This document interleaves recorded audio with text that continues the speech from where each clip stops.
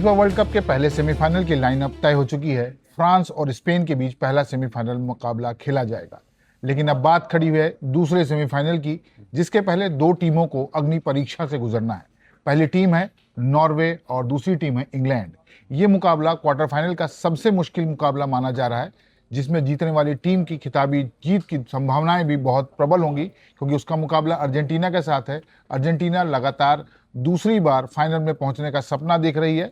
ऐसे में आज के मुकाबले के बारे में हमारे साथ बात करने के लिए श्रीधर हैं। हमने पहले दो मुकाबलों के बारे में जो बात की थी वो बिल्कुल श्रीधर की सही साबित हुई, और पहला मुकाबला फ्रांस ने जीता और दूसरा मुकाबला स्पेन ने जीता। तो अब आज तीसरे मुकाबले की बात करें तो हमारे लिए जो ऑक्टोपस पॉल जो है नए श्रीधर हैं, और आज फिर वो एक भविष्यवाणी जो तीसरा क्वार्टर फाइनल है उसको लेके क्या करते हैं, तो आज हम जानते हैं। तो श्रीधर, दो बार आप सही साबित हुए अभी, कि जैसे पहला था कि फ्रांस जीतेगा और जिस हिसाब से स्ट्राइक करेगा, अटैक करके खेलेंगे, बिल्कुल वही। और दूसरा जो कल खेला गया दूसरा क्वार्टर फाइनल जिसमें बेल्जियम और स्पेन के बीच में, तो टिकी टाका स्टाइल, गेंद पे पोजीशन पूरे समय बनाए रखना, कंट्रोल, और अंत में मैच जो है जीत लिया। और तो पहला सेमीफाइनल तो तय हो गया कि फ्रांस और स्पेन के बीच में। अब जो है लड़ाई दूसरे सेमीफाइनल को लेकर, जिसमें सबसे बड़ा मुकाबला जो है हालैंड वर्सेस हैरी केन। दो हीरो, दो अपनी अपनी टीम को लीड करके लेकर चल रहे हैं। एक ने 7 गोल किए हैं, एक ने 6 गोल किए हैं। तो आपको क्या लगता है कि आज के मुकाबले में किसका पलड़ा भारी है? अब सीधे तौर पे तो ये नहीं कहा जा सकता है कि किसका पलड़ा भारी है, पर हाँ, लाइनअप आप देखेंगे, ये सारी चीज़ें एनालिसिस जो पूरे टूर्नामेंट का करेंगे तो इंग्लैंड भारी दिखती है मुझको नॉर्वे पे फिलहाल के लिए। क्योंकि आप पूरे टीम वाइज अगर देखेंगे तो नॉर्वे की टीम थोड़ी 19 से, मतलब ऐसा नहीं है कि बहुत कमज़ोर है, पर थोड़ी पीछे है इंग्लैंड की टीम के मुकाबले। क्योंकि इंग्लैंड की टीम में एक से एक स्टार भरे पड़े हैं। आप तो मतलब ऐसा हैरी केन का नाम तो अब नॉर्वे के पास भी है। देखिए भाई, हॉलैंड जो है उसी मिट्टी में पले बड़े हैं जिस मिट्टी में ईपीएल, प्रीमियर लीग और सब कुछ जो बिल्कुल है, जो क्रिकेट का रूट कहते हैं ना, बड़ा जो कहते हैं नींव का पत्थर जो है, तो वो ईपीएल है। तो वहां से ही एक जो पत्थर जो है वो पहुंच के वो वाइकिंग्स के साथ है, और जो बड़े प्रहार कर रहा है, 7 गोल कर चुका है। बिल्कुल हालैंड का मतलब, हालैंड आज के डेट में one of the best player हैं, उसमें तो कोई दो राय है ही नहीं। इस तरह से वो खेलते हैं, अटैकिंग करते हैं, मतलब उनके पास अगर बॉल आ जाए तो कोई डिफेंडर पास नहीं पहुंचता है, उसका एकदम भरपूर ख्याल रखते हैं। फिनिशिंग की बात आप कीजिए, कहीं से भी पैर को वो उनको मतलब पता नहीं कैसे 6 सेंस है उनके पास, जो किसी भी डायरेक्शन से बॉल को वहीं पोजीशन करते हैं कि नेट में उसी पोजीशन पे जाएं जहाँ गोलकीपर ना हो। तो इसमें तो उनको महारत हासिल है, इसमें तो कोई दो राय है ही नहीं। मतलब आप हेडर लीजिए या फिर बैक फ्लिप लीजिए, डायरेक्ट शूट करना हो, सब तरफ से वो माहिर हैं। डिफेंडर्स के बीच में से अगर आपको कर्व बनाना है तो उसमें भी है। उसमें कोई हालैंड के टैलेंट पे कोई शक ही नहीं है किसी को। उसमें तो कोई बहस नहीं लड़ाया जा सकता है कि हालैंड कमज़ोर प्लेयर है या कुछ है। तो लेकिन एज ए टीम देखेंगे तो मुझको, एज ए टीम देखेंगे तो अच्छा ही खेल रहे हैं। अगर आप बिल्कुल अच्छा खेल रहे हैं, अब तक तो बहुत बढ़िया खेल रहे हैं। और 28 साल बाद टूर्नामेंट में लौटते हैं, और 28 साल बाद ऐसी यादें संजो के जा रहे हैं जो पहले कभी नहीं, चौथी बार वर्ल्ड कप खेल रहे हैं और क्वार्टर फाइनल तक पहुंच गए। बिल्कुल हाँ, तो इस बार उनका गेम बहुत इम्प्रूव हुआ है, इसलिए तो क्वार्टर फाइनल तक पहुंचे, इसमें तो कोई दो राय है ही। लेकिन आप अगर दोनों के अगर आमने सामने रखेंगे इंग्लैंड और नॉर्वे को, तो इंग्लैंड उसमें मेरे हिसाब से भारी पड़ रही है नॉर्वे की। क्योंकि आप उनके फॉरवर्ड्स बहुत अच्छे हैं, हालैंड के, सॉरी क्या नाम है, नॉर्वे की टीम की, हाँ, सॉर्लोथ हैं, आगे से खेलते हैं, पीछे वो ओडेगार्ड भी हैं, तो राइट साइड से अच्छा अटैक्स बनाते हैं। लेफ्ट साइड से उनके पास हैं नूसा, हाँ, नूसा भी बहुत बढ़िया गेम्स बना रहे हैं लगातार। तो ये दोनों हालैंड के उस पोजीशंस पे बॉल पहुंचा दे रहे हैं जहां से उनके लिए स्ट्राइक करना एकदम शानदार मौका उनको क्रिएट करके दिया जा रहा है। दोनों विंग से उनको एकदम शानदार मौके क्रिएट किए जा रहे हैं, लगातार क्रिएट किए जा रहे हैं। लेकिन इंग्लैंड की बात करें तो अभिशप्त खिलाड़ी हैं हैरी केन। अपने करियर में कोई बड़ा टाइटल अभी आके 33 साल की उम्र में जीत पाए हैं। गोल्डन बूट का अवार्ड जीता 2018 में रशिया में। लेकिन व्यक्तिगत उपलब्धियां तो भरी पड़ी हैं। लेकिन ऐसे टीम कोई बिना वर्ल्ड कप के विदाई हो जाना, जैसे सौरव गांगुली कोई वर्ल्ड कप नहीं जीत, बिल्कुल ये तो है। विराट कोहली बतौर कप्तान नहीं जीत पाए, एज ए प्लेयर उन्होंने शुरुआती दौर में जीता। तो वो उपलब्धि कहाँ है कि भाई कि Harry Kane the star, England के सबसे बड़े खिलाड़ी, मतलब अगर आज आप उनको डेविड बेकहैम या वेन रूनी उनसे बड़ा मानते हैं, तो उस स्थिति में अगर आप देखें तो भाई कहाँ है? नहीं, हैरी केन भी बहुत शानदार प्लेयर हैं और बैरन से खेलते हैं, और वहाँ भी स्ट्राइकर की भूमिका में रहते हैं। बहुत शानदार गेम, उन्होंने पूरे सीज़न बहुत अच्छा खेल दिखाया है, उधर भी क्लब लेवल पे भी और यहाँ भी इन्होंने पूरे अभी अभी आप पूरा टूर्नामेंट देख लीजिए, हैरी केन का परफॉर्मेंस बहुत शानदार रहा है। हर एक मैचेस में लगभग उन्होंने गोल किए ही हैं, स्कोर किए ही हैं। जब लग रहा था कि टीम एकदम, पिछले मैच में भी लग रहा था कि टीम अब 0-0 चलते जा रहा था, लेकिन वो उन्होंने आया खुद से अप्रोच किया और गोल को क्रिएट भी किया। मतलब उनमें है, वो पीछे तक जाते हैं, डिफेंसिव लाइन तक भी चले जाते हैं जब बॉल अपने खेमे में आता है तो वो उनमें मतलब स्ट्रेंथ है, आगे पीछे कोई दिक्कत नहीं है, इसीलिए तो दौड़ते कप्तान रहते भी है हैं। ना, हाँ अनुभवी भी बिल्कुल हैं। बिल्कुल, अनुभवी भी है। मतलब वर्ल्ड कप लगातार तीसरी बार खेल रहे हैं और बिल्कुल। गोल्ड, हम्म बहुत सारे गोल किए हैं। हम्म। इस बार भी वो गोल्डन बूट की रेस में हैं, 6 गोल कर चुके हैं। बिल्कुल। तो स्थितियां ऐसी तो नहीं है कि भाई उनके अगेंस्ट है, लेकिन हम्म। उनके अलावा कोई जो टॉप 10 में कोई गोल करने वाला इंग्लैंड का दूसरा इंग्लैंड खिलाड़ी का तो नहीं है। नहीं, इज हाँ। ओनली वही स्थिति हॉलैंड की भी है कि भाई हॉलैंड 7 गोल, हाँ बाकी कोई खिलाड़ी नहीं है। नहीं दिख रहा है, बिल्कुल। हाँ, तो स्ट्राइकर की भूमिका में वो लोग ज़्यादा हैं और इसलिए भी ज़्यादा है, एक तो ये बात है, और दूसरे प्ले मेकिंग पे ज़्यादा भरोसा रहता है। मतलब अगर आप इंग्लैंड की टीम को देखिए, राइस है नीचे, राइस आर्सेनल से खेलते हैं, साका हैं और इधर गॉर्डन है, बेलिंगम भी बहुत अच्छे प्लेयर है। बेलिंगम भी आप वन ऑफ द स्टार्स मानिए, जो आने वाली पीढ़ी के आप यमाल के कैटेगरी में रख सकते हैं बेलिंगम को भी। तो बहुत शानदार प्लेयर्स हैं उनके पास और मतलब वो लोग क्रिएट कर लेते हैं। पिछले मैच में भी जो राइस ने गोल किया, सॉरी हैरी केन ने गोल किया था, राइस ने बहुत अच्छा चांस क्रिएट करके उन तक पहुंचाया बॉल को। तो ये सब बहुत शानदार प्लेयर्स हैं, वो चांसेस क्रिएट करने में माहिर है। मुझको, मैं यही आपको डिफरेंस दोनों में बता रहा हूँ कि ये चांसेस ज़्यादा क्रिएट कर पाते हैं, नॉर्वे के मुकाबले ज़्यादा चांसेस ये क्रिएट करेंगे, और नॉर्वे के पास उतना ज़्यादा चांसेस क्रिएट करने के लिए प्लेयर्स नहीं है जो लेकिन इंग्लैंड में है। मोमेंटम तो कैरी कर रहे हैं। देखिए हाँ, जिस मोमेंटम तरीके से कैरी कर आप रहे हैं। ब्राजील के साथ वाला मैच देखिए, हम्म। मजी हुई टीम है, बिल्कुल 5 बार की इसमें चैंपियन। इसमें कोई दो राय ब्राजील में ऐसा भी नहीं था कि नहीं। अनुभव नहीं है खेलने के लिए, ऐसे खिलाड़ी नहीं जो चांसेस नहीं बना पा रहे थे। लेकिन उसके बावजूद हम्म हालैंड आते हैं, हम्म 2 गोल करते हैं, बिल्कुल। मैच खत्म। हाँ हाँ मतलब एक सुपर हीरो की तरह एंट्री होती है कि भाई आई एम आयरन मैन, मैं बिल्कुल। रेड कलर की जर्सी और बोले सब निपटा खत्म कर दिया। वो स्थिति इंग्लैंड के साथ नहीं बनती दिखती है कि इंग्लैंड की टीम खेलती है, वो भी अटैकिंग खेल रहे हैं। हाँ बिल्कुल। लेकिन अगर दोनों के गेम में देखें तो आपको ज्यादा अटैकिंग कौन लग रहा है?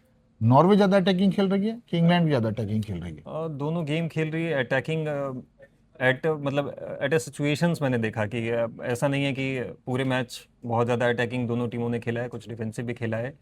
लेकिन हम, मतलब मैं, बस डिफरेंस यही है दोनों में, चांसेस क्रिएशन का। मतलब कि वो ज़्यादा चांसेस क्रिएट कर रहे हैं क्योंकि उनके पास पासेस वही छोटे छोटे पासेस हैं, जैसा स्पेन करता है और कोई बड़ी टीम कर रही है, फ्रांस कर रही है, तो वो ज़्यादा होता है उनमें। ये नॉर्वे के मुकाबले ये प्रोबेबिलिटी ज़्यादा है इंग्लैंड के लिए, और मतलब यही मेन पक्ष जो है उनके पल रहा, जो भारी है, वो बस इसी वजह से है। और लेकिन नॉर्वे के जो खिलाड़ी हैं वो भी यूरोपियन लीग्स में, उन्हीं लीग्स में खेलते हाँ हैं हाँ जिनमें बिल्कुल इंग्लैंड के प्लेयर खेलते हैं। बिल्कुल। हाँ दोनों टीमों की जो मजबूत पक्ष हैं उनके बारे में जानना, खेलना, हम्म। और उन चीजों से बहुत अच्छे से नॉर्वे के खिलाड़ी भी वाकिफ हैं। वाकिफ हम बिल्कुल है। तो मैनेजर को भी ये बात जानते हैं कि भाई कौन किसके साथ खेला है, किस तरीके का सेटअप है, और उस मतलब दोनों की ग्रूमिंग एक जैसी है। बिल्कुल बिल्कुल। तो उस स्थिति में अगर आप देखें तो एडवांटेज किसकी तरफ, इंग्लैंड या नॉर्वे? इंग्लैंड मैं इसलिए कहूँगा क्योंकि ज़्यादा आर्सेनल से बहुत सारे प्लेयर हैं इंग्लैंड में, 3-4 प्लेयर हैं जो आर्सेनल के हैं, जो मेन 11 लाइनअप में हैं, तो उनके बीच बहुत अच्छा कम्युनिकेशन दिखता है। राइस हो गए हैं, साका हो गए हैं, और ये एक और तीसरा प्लेयर भी है। फिर उसके बाद रसफोर्ड भी हैं, रसफोर्ड वो सब्स्टिट्यूट में आते हैं, वो भी बार्सिलोना के लिए खेलते हैं, वो भी शानदार प्लेयर हैं। विंग से बहुत तेज़ी से दौड़ते हैं और रश करके आगे बॉल को पहुंचाते हैं। तो इन सब मामलों में जो है वो थोड़ा, मतलब एडवांटेज मुझको लगता है इंग्लैंड को है लेकिन नॉर्वे के 60 मुकाबले। साल में फिर वर्ल्ड कप क्यों नहीं जीत पाया? अगर अरे आप देखिए कि सन वैसे 1966 में वर्ल्ड कप वैसे पूर्व जीतना, तक अगर नहीं मैं बात इसकी पिछली नहीं कर रहा बार हूँ। अर्जेंटीना नहीं देखिए जीती मैं तो बहुत मेसी सीधी भी सी नहीं जीतते। मैं साधारण सी, बहुत सामान्य सी बात हाँ पूछ हाँ। रहा हूँ। आपके पास सेटअप बहुत अच्छा है। हाँ बिल्कुल है। आप जो क्लब्स के नाम ले रहे हैं, Arsenal, Manchester city, Manchester United, तो वो सारे क्लब से तो पहले के खिलाड़ी भी खेलते रहे, बिल्कुल उस बिल्कुल। तरीके की स्ट्रॉन्ग थी, पोजिशनिंग थी, सब कुछ अच्छा था। लेकिन खिताबी जीत का ख्वाब 60 साल से पूरा नहीं हुआ। हाँ तो अचानक हैरी केन, एक आदमी पूरी टीम, और फिर कैसे ये मिराकल हो जाएगा? मतलब ये नहीं, थोड़ा मतलब चमत्कारिक कैसे, मतलब ये मैं इतना भरोसा कि हम वर्ल्ड कप इस बार जीतेंगे अगर इंग्लैंड का है, तो कैसे उतना पुख्ता है दावा? नहीं, मैं कंटेंडर मानूंगा वर्ल्ड कप के, क्योंकि इंग्लैंड अर्जेंटीना से जो भी जीतेगी, इस अर्जेंटीना से मुकाबला होगा। अर्जेंटीना में भी मैं मानूंगा कि इंग्लैंड फिर भी उससे बेहतर है, मतलब अर्जेंटीना से उस मुकाबले में। अगर अर्जेंटीना और इंग्लैंड लेकिन के देखिए मैच हो गया फैन तो। के रूप में मत बात करिए, नहीं नहीं, मतलब ये एक बहुत मैं एनालिटिकल है। नहीं, फैन के रूप में नहीं बात कर रहा हूँ, तो आपने देखिए अगर मैं गेम प्लेयर्स के हिसाब से बात कर रहा हूँ। देखिए मैंने आपको बोला था कि पिछला मुकाबला जो देखा अर्जेंटीना का, उसके बाद जो कमबैक था उसके बाद लगा कि नहीं अर्जेंटीना को होना चाहिए, है ना, डिजर्व करती है। पहले लग रहा था कि चलो खेल रही है, बस खेल रही है, ऐसा टाइप से था। लेकिन वो पिछले मुकाबले के बाद वो परसेप्शन अचानक से चेंज हुआ। आपको एक गेम अचानक से दिख जाता है कि अरे नहीं, इनमें पोटेंशियल अभी जो बचा हुआ था वो अभी नहीं दिखाया, ये कुछ तो एक्स्ट्रा इंग्लैंड चीज में कब दिखाया। लगा? इंग्लैंड में लगातार पोटेंशियल दिख रहे हैं। इंग्लैंड एक ही तरह से गेम खेल रही है, उसमें तो कुछ बहुत ज़्यादा ड्रॉप डाउन नहीं हो रहा है। कभी कभी पोजीशंस को लेकर मैनेजर्स जो पोजीशनिंग कर रहे हैं उसमें थोड़ी बहुत खामी दिख रही है। पिछले मैच में भी दिखी थी मुझको कि जहाँ जिसको सब्स्टिट्यूट करके लाना चाहिए था वहाँ नहीं आया था, मतलब। और स्टार्टिंग लाइनअप में किसी एक प्लेयर को होना चाहिए था, वो उनकी जगह किसी और को तरजीह दी गई। तो ये मतलब एक पोजीशंस पे, जैसे एक पोजीशन के लिए 2-3 प्लेयर तो अवेलेबल हैं उनके पास, तो उस पोजीशन से अब किसको खिलवाना है उनमें से जिससे अच्छा कॉम्बिनेशन हो। जैसे अब पिछला मैच देखिए कि पेड्री लगातार खेल रहे थे, स्पेन के लिए। पिछले मैच में फैबियन रूज को लाया गया, रूज ने उनकी जगह गोल कर दिया, पहला लाया गया गोल। और उन्होंने गोल भी कर दिया। लास्ट में मोरिनो आया, वो सब्स्टिट्यूट पिछले मैच में पिछले भी थे, मैच उसके पिछले पुर्तगाल के मैच खिलाफ भी जीत गए। लास्ट गोल उन्होंने ये तो मारा। मैनेजर का कॉल तो है मैं भाई। यही मैं कह रहा हूँ कि वैसा कुछ जो चमत्कारिक फैसले होते हैं ना, वो एक्स्ट्राऑर्डिनरी सिचुएशन में हाँ, एक्स्ट्राऑर्डिनरी फैसले और बस एक्स्ट्राऑर्डिनरी रिजल्ट्स। बस वही। इंग्लैंड ने लेकिन अब तक के 5 अब मैचों तक में नहीं, आपको मैं लगा, क्योंकि वही अगर आप इंग्लैंड वही का परफॉर्मेंस देखें हाँ, नहीं मैं वो तो बोलूँ। इंग्लैंड ने हम्म जो मैचेस खेले और हम्म उन मैचेस में अगर देखें कि तो क्रोएशिया के खिलाफ 4-2 की जीत थी उनकी। हम्म इसके अलावा घाना के खिलाफ 0-0 से ड्रॉ खेला, हम्म पराग्वे के खिलाफ 2-0 हम्म, एंड कॉन्गो कॉन्गो के खिलाफ 2-1 हम्म, और मैक्सिको के खिलाफ 3-2। 3-2, हाँ तो अगर देखें तो गोल खाए भी हैं जम के, हाँ, गोल लेकिन किए भी हैं। बिल्कुल तो डिफेंस की बात करें तो डिफेंस कमजोर तो कहीं ना कहीं, आप अटैक की तो बात कर ली डिफेंस, हमने हाँ कि हाँ भाई केन है। हाँ लेकिन हाँ। अगर आप पे खिलाफ है कि भाई आप टोटल गोल है तो टोटल मिला के आपने 3 तो 5 7 हम्म 11 गोल किए हैं और 5 गोल खाए हैं। तो फिर मामला नहीं, एक तो मैच कहीं में दिख तो नहीं रहा, क्योंकि अगर हम फ्रांस की बात इसमें कर रहे रेड थे कि कार्ड भाई मिला दो था। हम्म, 2 गोल, हाँ हाँ हाँ, फ्रांस का तो और ज्यादा मतलब। स्पेन ने एक ही गोल खाया, वो हाँ कल खाया। हम्म।